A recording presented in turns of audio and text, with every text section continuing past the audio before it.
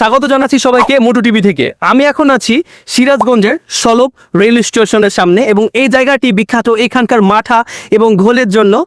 আর এখানকার মাঠা এবং ঘোল ভাই পুরো বাংলাদেশে এখন অনেক বিখ্যাত হয়ে গিয়েছে।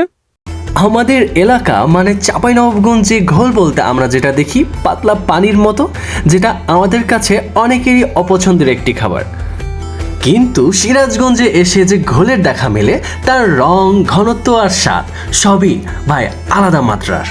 আর এখানকার ইতিহাসও বেশ সমৃদ্ধ। জানা যায় ব্রিটিশ আমল থেকে তৎকালীন সলব স্যানেল জমিদারদের পৃষ্ঠপোষকতায় সলপে ঘোলের কারখানা গড়ে ওঠে। প্রতিষ্ঠাকালীন সময়ে এই ঘোল সলব থেকে কলকাতা যেত।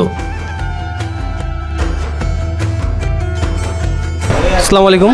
ওয়ালাইকুম আসসালাম। আচ্ছা, আপনাদের এখানে যে ব্যবসাটা কত বছর থেকে এটা চলে আসছে? এটা প্রায় 100 বছরের ঐতিহ্য। 100 বছরের? জি জি, এটা প্রায় 100 বছরের ঐতিহ্য। গেল 100 বছর যাবত আমাদের এই ব্যবসাটা কন্টিনিউ চলতেছে। আর এই সব থেকে বিক্রি কোনটা হয়, মাঠা নাকি ঘোল? সব থেকে বিক্রি আমাদের এখান থেকে সবচেয়ে বেশি পাইকারি সেল হয় হলো মাঠাটা। মাঠা। গোলটা আমাদের এই অঞ্চল ভিত্তিক ভালো চলে। গোল মাঠা দুটাই বেশি ভালো চলে। আমি দেখেছি রাজশাহীতে আপনাদের লেখা থাকে বিভিন্ন রেস্টুরেন্টের সামনে যে সিরাজগঞ্জের ঐতিহ্যবাহী ঘোল মাঠা। ওটা কি মানে অরিজিনাল নাকি আপনারা কি এরকম সাপ্লাই দেন? আমাদের এখান থেকেও অনেক জায়গায় সাপ্লাই হয়, সারা বাংলাদেশের সব জায়গায় আমাদের এখান থেকে ঘোল এবং মাঠা যায়, তবে মাঠার পরিমাণটা একটু বেশি যায় আমাদের এখান থেকে। আর রোজাতে কেমন বিক্রি হচ্ছে? জি ইনশাল্লাহ আজকেও আমাদের এখানে প্রায় 450 মনের মতো বিক্রি হলো আজকে 450? জি জি, এরকম প্রায় প্রত্যেক দিন হয়, শুক্রবার দিন আসলে আরও বেশি হয়। আমাদের সর্বোচ্চ কত মন বিক্রি হয়েছে একদিনে?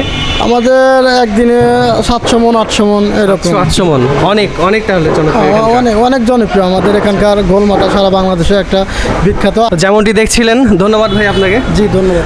এখানে কীরকম বিক্রি হয় এবং কীরকম আপনাদের এখানে এই জায়গাটিতে ঘোল এবং মাঠা কতটা জনপ্রিয় আপনারা নিশ্চয়ই বুঝতে পারলেন। আমি জয় আজ এখানে শেষ করছি। আবার দেখা হবে নতুন কোনো গল্পে, নতুন কোনো স্বাদে। ততদিন ভালো থাকুন, সুস্থ থাকুন।